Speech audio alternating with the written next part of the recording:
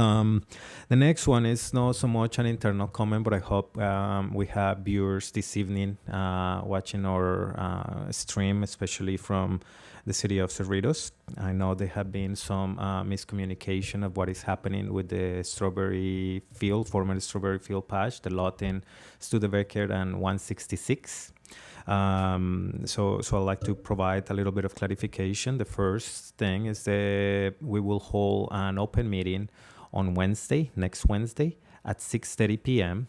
So all of you are welcome. We will provide some refreshments. It will be some of us. We will have representation from Norm Reeves, that is our partner on this venture, and we will clarify and provide and answer any questions that anyone may have. There is a little bit of miscommunication going around, so I'm going to try to clarify it a little bit what is happening there. We used to rent the lot to Mancero Farms. Our income for that lot a month was about $1,700 a month, about $20-some thousand a year for 5 acres. So we were making about $20,000 a year, $1,700 a month for renting 5 acres. We are entering a partnership with Norm Reeves from the Auto Mall here in Cerritos to rent the 5 acres to store cars in our lot. They will produce $35,500 per month, over $400,000 a year, which is significantly more than what we were receiving from our previous tenant. This contract is a 5-year contract. It could be broken depending of the needs of the dealership or the needs of the institution, but for right now it's a commitment of 5 years that will provide about $2 million over this period of time of revenue for the institution. The revenue we are planning to use to fund scholarships. As we know, we have a program, a Promise Progress, Cerritos Complete, and the board has been very generous on allocating dollars for this particular program. But obviously, in order to maintain the program over the long run, we need additional sources of funding. So we have been allocating $250,000 a year to cover the tuition of this year, nearly 800 students. If we want to continue and expand our program, obviously we will have to find additional revenue, and we are considering revenue that comes from this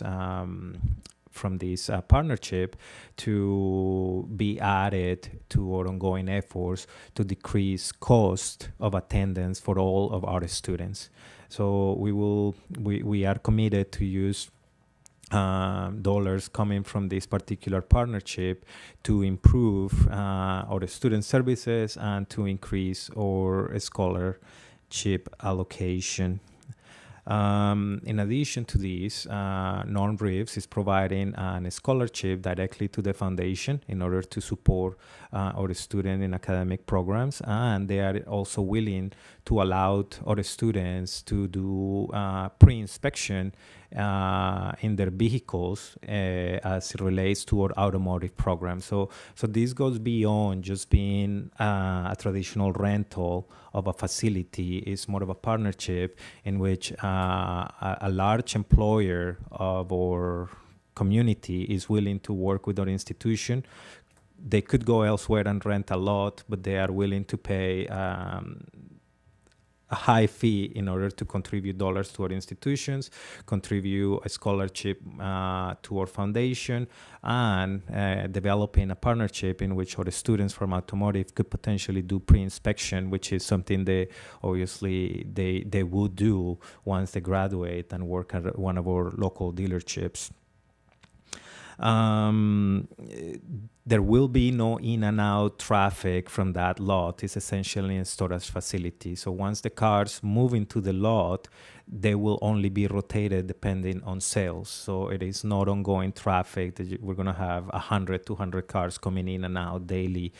Once they're there, and they are only rotated based on inventory turnover. We are working with non-reefs to make sure that the vehicles are transported one by one rather than bringing a large truck blocking the road, and making sure that we do the minimum disturbances possible to the community. We are also planning to put fabric around our fence to make sure the install lot is covered and that there is not an eyesore when people look around. We are planning on putting landscape to cover the fence with vines, and we are proposing to the city that we want to repair the concrete that is broken on the sidewalk on 166 with new concrete. Replace the trees that are dead, remove dead roots, and essentially take care of the sidewalk on 166, because we want to be good neighbors and contribute to the neighborhood, since we are getting a contribution from our partners at non-reefs.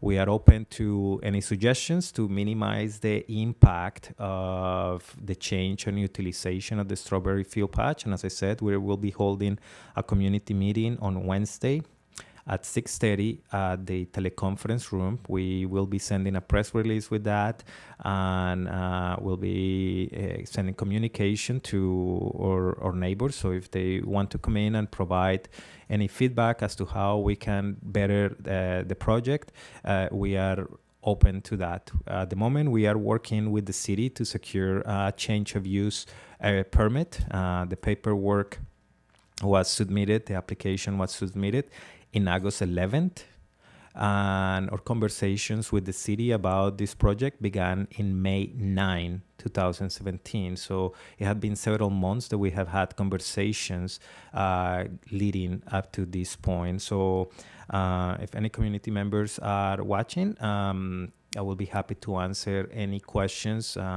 personal meetings, or during or Wednesday meeting at 6:30. And as I said before, we will have our partners from non-reefs that they will be there also to answer questions, and we will work together in order to make sure the impact to our neighbors is known or as minimum as possible. So thank you very much. That concludes my report.